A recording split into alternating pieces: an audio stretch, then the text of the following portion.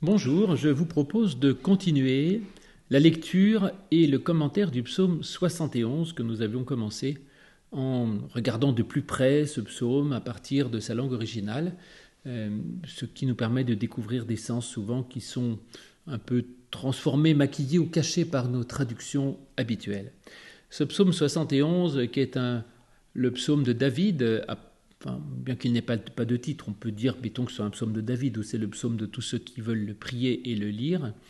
Et c'est un psaume de vieillesse, c'est-à-dire de celui qui, au bout d'une vie bien remplie, regarde un peu en arrière ce qui se passe et comment il se trouve même encore parfois dans des difficultés et comment il peut s'appuyer sur ce qui a été la foi de sa jeunesse.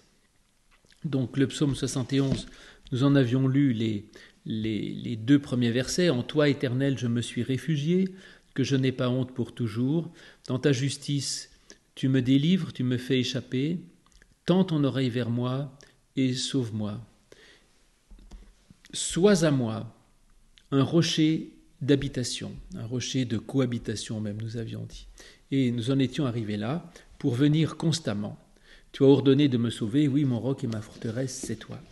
Et donc ce verset 3 qui commençait par « Sois pour moi un rocher pour habiter », mais je vous avais dit que le mot utilisé là pour demeurer, habiter, meon, était quelque chose qui désigne normalement un contrat conjugal, une cohabitation des droits conjugaux. Il s'agissait donc d'habiter ensemble en union mystique avec Dieu.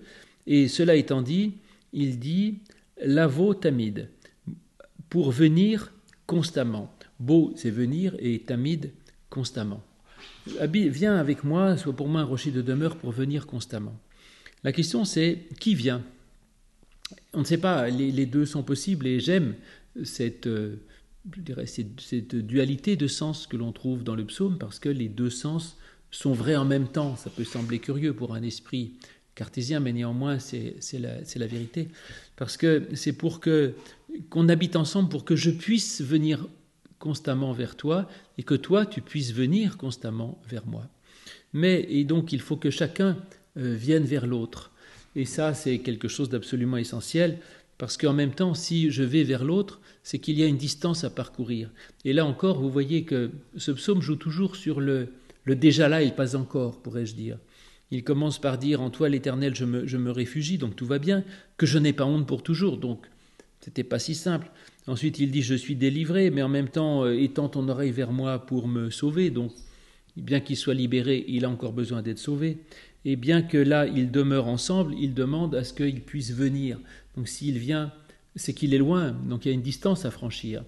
Et je crois que c'est vrai parce que même quand on vit avec Dieu ou même quand on a une vie spirituelle, réelle, intense ou profonde, une vie de piété, de foi, de pratique, eh bien Dieu a toujours besoin de revenir, c'est-à-dire que la foi n'est jamais quelque chose d'acquis qui ferait en sorte que Dieu est là et qu'il ne s'en va plus.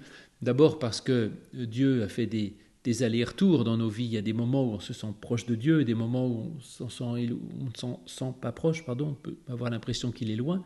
Et donc la vie spirituelle a des hauts et des bas. Et donc nous avons toujours besoin que Dieu revienne. Et donc l'appel, la prière, c'est toujours de faire revenir Dieu vers soi. Et la prière, c'est toujours aller vers Dieu. Et on a besoin de ces moments de prière, de ces moments de quête de Dieu, où l'on demande justement à Dieu de revenir et où moi je dois aller vers Dieu, je dois venir vers Dieu. Et donc que nous demeurions ensemble, le tsour comme un rocher, comme quelque chose qui me permette de venir vers toi et que tu puisses sans arrêt venir vers moi.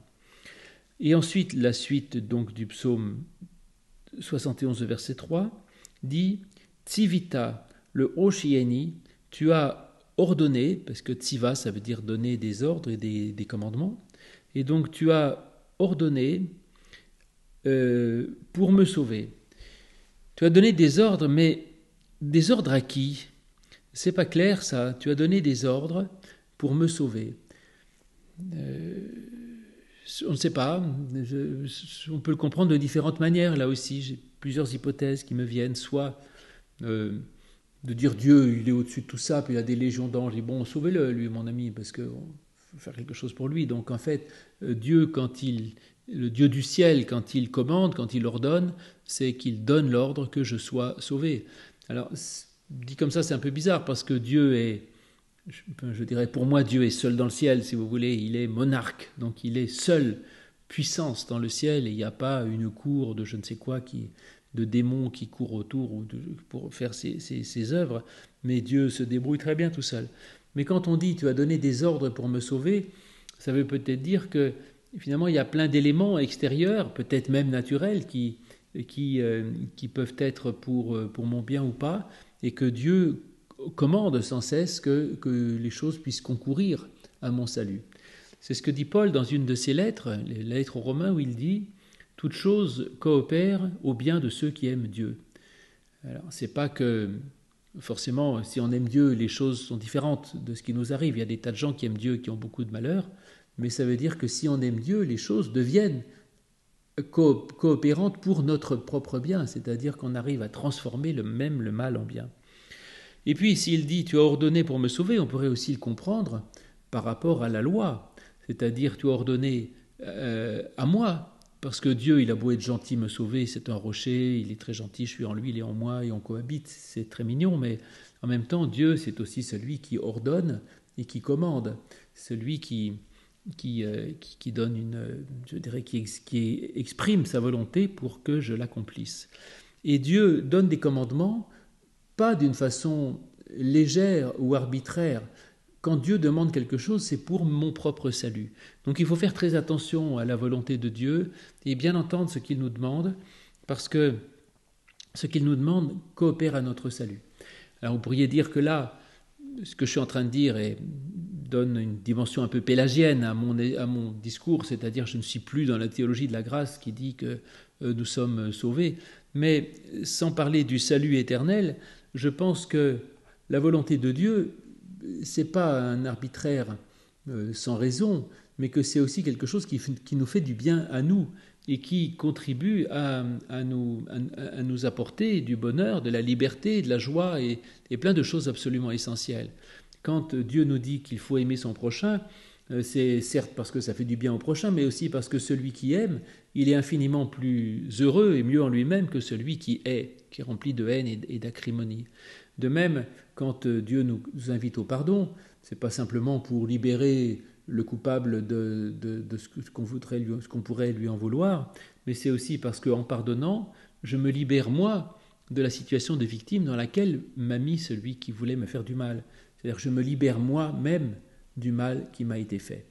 Et par conséquent, je pense que les commandements de Dieu font du bien aussi à ceux qui les appliquent et pas simplement à ceux qui sont les objets de ceux qui les appliquent. Et donc tu as ordonné, tu as donné des commandements et ça contribue à me sauver, pourrions-nous dire, car ou oui vraiment, effectivement, salri ou metsudati ata, car mon rocher et ma forteresse, c'est toi. Le qui ne veut pas forcément dire car, le qui peut être simplement une affirmation, il n'y a pas de nécessité de trouver là un lien de cause à effet, simplement je crois que le psalmiste rappelle que effectivement Dieu est vraiment son roc et sa forteresse. Donc il y a tout cet aspect d'une tendresse infinie où Dieu est celui qui est pour lui, qui vient constamment, qui vient pour le sauver, qui est une demeure de cohabitation, et en même temps il est quand même pour lui un roc et une forteresse. Quant à la demeure de cohabitation, je pense que c'est une grande trouvaille du psaume 71. Je reviens un peu en arrière, pardon, parce que Maon, je vous ai dit, il y avait la demeure, alors qu'en fait, dans le psaume 31, je vous ai dit que le psaume 71 était, dans son début, absolument identique au psaume 31, sauf là, où le psaume 31 n'a pas Maon, la demeure, mais il a Maoz, pour être une force. C'est-à-dire que c'est presque la même chose, parce que le Zayn ressemble beaucoup, évidemment, au Noun, surtout quand c'est un Noun final, donc on peut confondre les deux.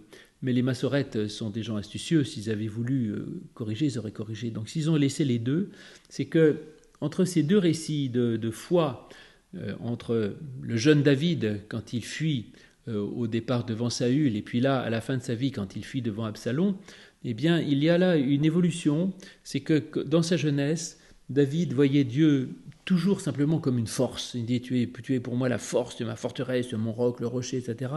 Et tout à coup, à la fin de sa vie, il dit plus ma ose pour être une force, mais il dit ma aune pour demeurer. Et donc, le psaume 71 introduit là une dimension de tendresse et de relation profonde, d'amour, je dirais, avec Dieu, qui n'est plus simplement un Dieu guerrier, un Dieu puissant, un Dieu violent. Et donc, ce verset reste du coup dans le psaume 71 assez étonnant parce qu'il commence en disant « Sois pour moi un rocher de cohabitation, d'union conjugale et mystique pour venir toujours vers moi.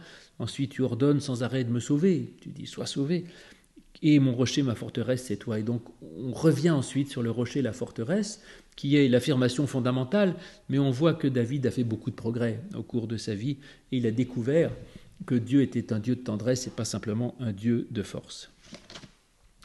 Nous en arrivons au verset 4 de ce psaume 71, où tout à coup, David prie Dieu, c'est-à-dire qu'il va demander quelque chose. « Mon Dieu, fais-moi échapper à la main du méchant, à la main de l'homme injuste et aigri, car tu es mon espérance, etc. » Et donc tout à coup, effectivement, David va s'adresser à Dieu pour lui demander quelque chose. Alors il dit « Elohai, mon Dieu, Palteni, fais-moi échapper Meyad Racha, de la main du méchant. Mon Dieu, fais-moi échapper de la main du méchant. » Ce coup-ci, il appelle Dieu Elohim. Tout à l'heure, il l'appelait Yahvé, le tétragramme, l'Éternel. Et je vous avais dit que Yahvé, c'est le nom du Dieu de grâce, c'est le Dieu plein de tendresse qui libère le peuple lorsqu'il a vu sa souffrance. Et Elohim, c'est le Dieu du ciel, c'est le Dieu puissant, c'est le Dieu devant lequel je me prosterne. Mais néanmoins, il ne dit pas Elohim, il dit Elohai, c'est-à-dire Elohai, mon Dieu. Donc, il tout à coup découvre en Dieu une dimension de force et de puissance, de souveraineté, que n'a pas forcément complètement le Dieu Yahvé, qui est un rocher de tendresse, je veux dire, mais là, c'est vraiment le Dieu puissant. Et donc, Elohai, il s'adresse au même Dieu, mais avec ce nom de Dieu qui est le Dieu transcendant. Ô Dieu, Palteni Meyad Recha, fais-moi échapper de la main du méchant. Palat, oui, c'est ça, ça veut dire échapper, j'ai pas de problème là-dessus. Et donc, fais-moi échapper de la main du méchant. Pardon, je continue le verset 4 parce que c'est important de lire entièrement. Mikaf me'avil de la main de l'injustice ou rometz et de celui qui est aigre. Alors voilà, libère-moi de la main du méchant et de la kaf, c'est la main, c'est la paume de la main, de la paume de l'injuste et de l'aigre. Donc il faut les libérer de beaucoup de choses, encore qu'on peut le comprendre de différentes manières. On a la main d'abord et on a la paume ensuite. Donc on a deux mains, enfin on a la main complète et puis ensuite simplement la paume. Alors je ne sais pas pourquoi est-ce qu'on a les deux. Peut-être que la main, c'est l'action, c'est de faire quelque chose, et que la paume, c'est juste le contact, qui peut être doux comme une caresse ou qui peut être dur comme une claque, mais la paume ne fait rien, grand-chose. La paume, c'est juste un geste d'amour ou de brutalité, dirais-je, la paume de la main. Et donc, il lui dit « Fais-moi échapper de la main du méchant », c'est-à-dire de tout ce que le méchant peut faire contre moi. Et Racha, c'est le méchant ou c'est le mal en général. Et donc, je demande à Dieu qu'il puisse me faire échapper de la puissance du mal qui peut venir me faire du mal ou me faire du mal à moi, autrement dit. Et ça revient à cette demande, bien sûr, du Notre Père, quand on dit « délivre-nous du malin ». C'est toujours ce rachat, c'est le même, c'est « délivre-moi du mal », qui est celui qui est la source même du mal, qu'on pourrait appeler le diable, si vous voulez, mais qui est donc à l'origine de ce qui peut générer du mal ou qui peut me pousser au mal. Donc libère-moi de la main du mal, mikaf de la paume, mi-avil ou chometz, et de la paume. Alors, en général, ils disent de la paume de celui qui est injuste et aigre, mais l'hébreu ne dit pas ça parce qu'il y a le même à chaque fois qui veut dire à partir de. Donc, libère-moi miyad de la main, ensuite mikaf de la paume et mi-avil de l'injuste. C'est pas la paume de l'injuste, libère-moi de la paume. et libère-moi aussi de l'injustice. Enfin, c'est comme ça que je le comprends. Et donc il s'agit de libérer, il y a 3 fois libère-moi de quelque chose. Donc libère-moi de la main du méchant, de la paume, de l'injustice et de ce qui est aigre. Alors aigre, chomatz, c'est effectivement le vinaigre. Pour ça que aigre est très bien, c'est le vinaigre et c'est aussi le levain, parce que le levain est aigre, quand on le mange comme ça donne un goût aigre. Mais en tout cas, c'est un mot assez rare, je crois que c'est que 6 fois dans tout l'Ancien Testament, qui désigne l'aigreur. C'est drôle que cette aigreur arrive là, enfin on ne voit pas très bien ce que cette aigreur, ce vinaigre vient faire là-dedans, mais en même temps, je trouve que c'est justement assez beau parce que vous voyez qu'il fait appel à Dieu, mais là, il n'y a pas de danger mortel, il y a simplement le danger du mal, de l'injustice et de l'aigreur. Le mal, évidemment, la méchanceté, c'est ce qu'il y a de pire. L'injustice, c'est un problème, parce que ce qui est injuste, c'est ce qui ne correspond pas à la volonté de Dieu, ce qui n'est pas de l'ordre de la volonté de Dieu. Et puis l'aigreur, ça paraît pas très méchant, mais en même temps, l'aigreur est un véritable poison. Tant pour soi-même, que si je suis aigre par rapport à moi-même, c'est que je ne suis pas dans la paix, dans le shalom, dans l'accomplissement de moi-même. Et si je suis aigre vis-à-vis des autres, je suis toujours en train de les mettre à se rebrousser contre moi, contre la vie, contre toute chose. Et l'aigreur est, je crois, un véritable péché, en quelque sorte. Et donc, on peut demander à Dieu qu'il nous libère des claques de l'aigreur qui nous menacent toujours lorsque on a tendance à voir les choses sous le mauvais côté, pourrions-nous dire. Et donc, libère-moi effectivement de tout ça et de l'aigre. Et puis, le verset 5, « Car c'est toi mon espérance, Seigneur éternel, et ma confiance est en toi dès ma jeunesse. » Alors, le verset 5, il dit « Ki ata tikvati » qui, une fois de plus, c'est compliqué. Le qui, est-ce que ça veut dire car ou est-ce que c'est une affirmation? J'évite toujours de mettre qui par car parce que ça suppose un lien logique qui n'est pas forcément dans le texte. Mais mettons que ce soit une affirmation. J'aime mieux ça, te dire oui, vraiment, certes, assurément, vraiment, réellement, vraiment, toi, qui ata, toi, tikvati, tu es mon espérance. Tikvé, c'est l'espérance, ça vient de kava qui veut dire attendre, espérer ou s'attendre à quelque chose, c'est-à-dire que c'est en ce sens qu'il peut aussi y avoir une forme de foi dans cette attente parce que je sais qu'il y a quelque chose qui doit venir, que je n'ai pas en plénitude mais que je vais avoir. Et donc tikva c'est l'espérance et l'attente et ça veut dire aussi la corde, le cordon, quelque chose sur lequel on tire et puis il y a quelque chose au bout qui arrive, j'imagine. C'est ça le lien. Et donc, car toi, tu es mon espérance. À la fois, en Dieu, grâce à Dieu, j'espère, grâce à Dieu, je sais que le bonheur m'attend, que le salut m'attend, que la vie m'attend, qu'il y a un amour qui est là pour moi, finalement, qui m'est donné.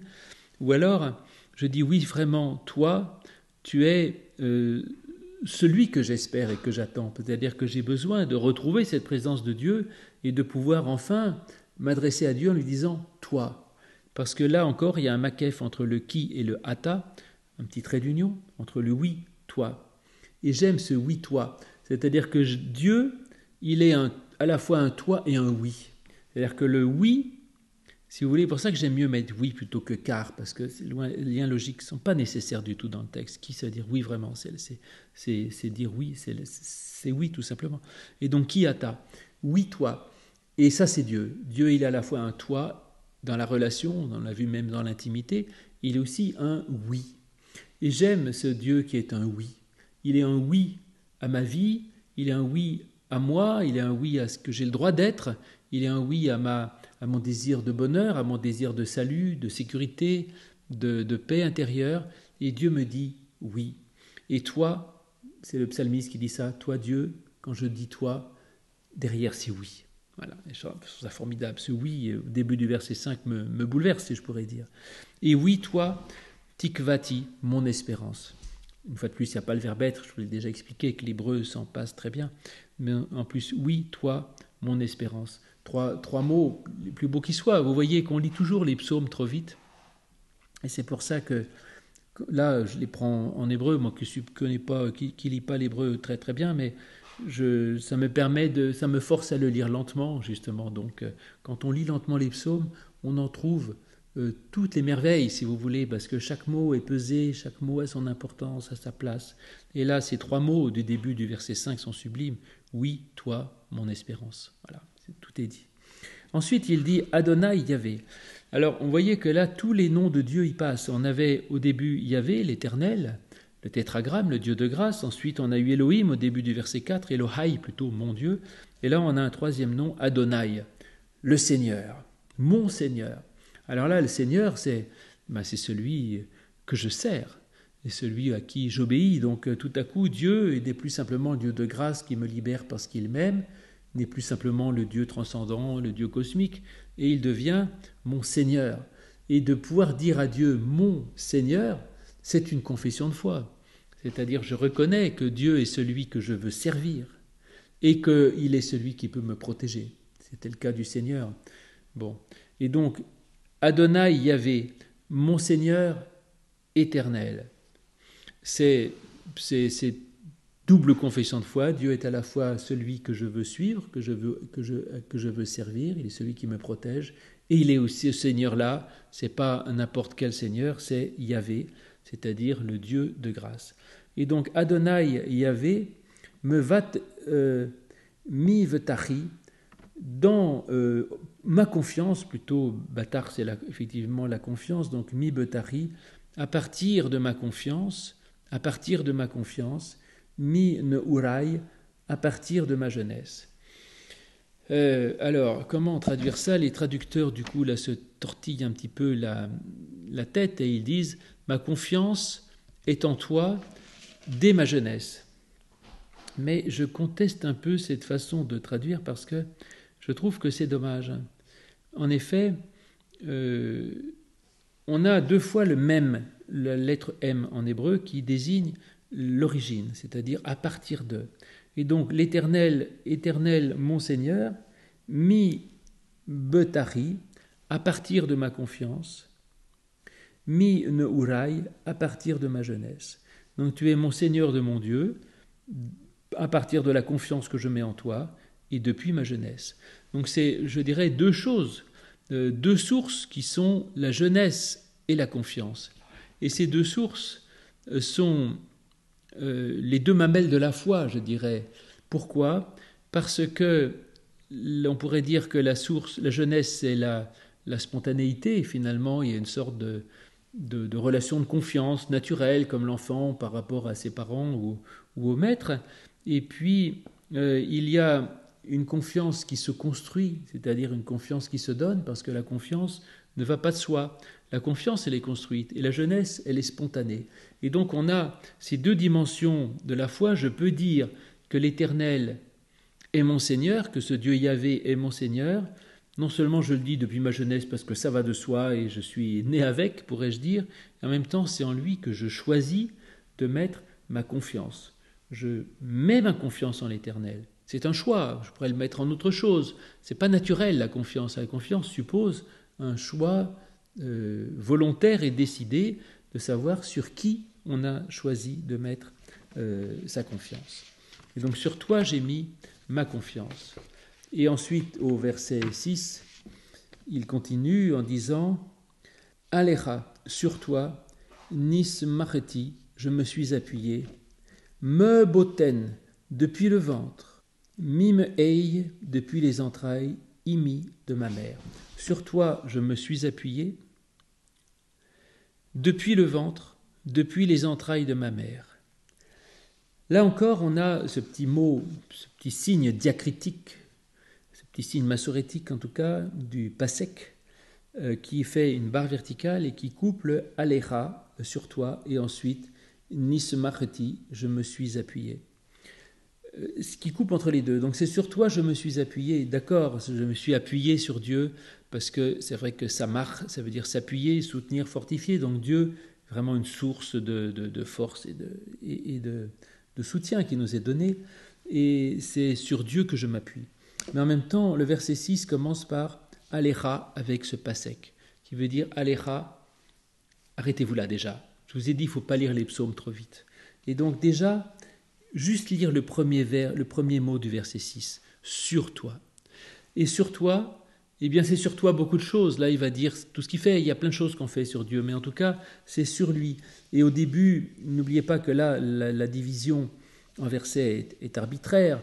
On pourrait même considérer que le Alecha est la suite de tout le reste. Car sur toi est mon espérance, Seigneur mon Dieu, ma confiance pour ma jeunesse. Sur toi. C'est-à-dire que c'est le sur toi est la source de tout, à la fois de ma confiance, de mon espérance, de mon salut, et ensuite le fait que je m'appuie sur lui. Mais le Alecha se suffit à tout seul, comme résumant, en fin de compte, toute l'attitude mystique du croyant et de David, qui simplement se repose sur l'Éternel et qui est le socle, le fondement de son espérance, de sa force et de sa foi. Et nous continuerons après ce Alecha, la suite donc de ce verset 6 qui va nous préciser un peu plus ce que le psalmiste peut faire en s'appuyant sur Dieu. Je vous donne donc rendez-vous pour la prochaine séance bientôt.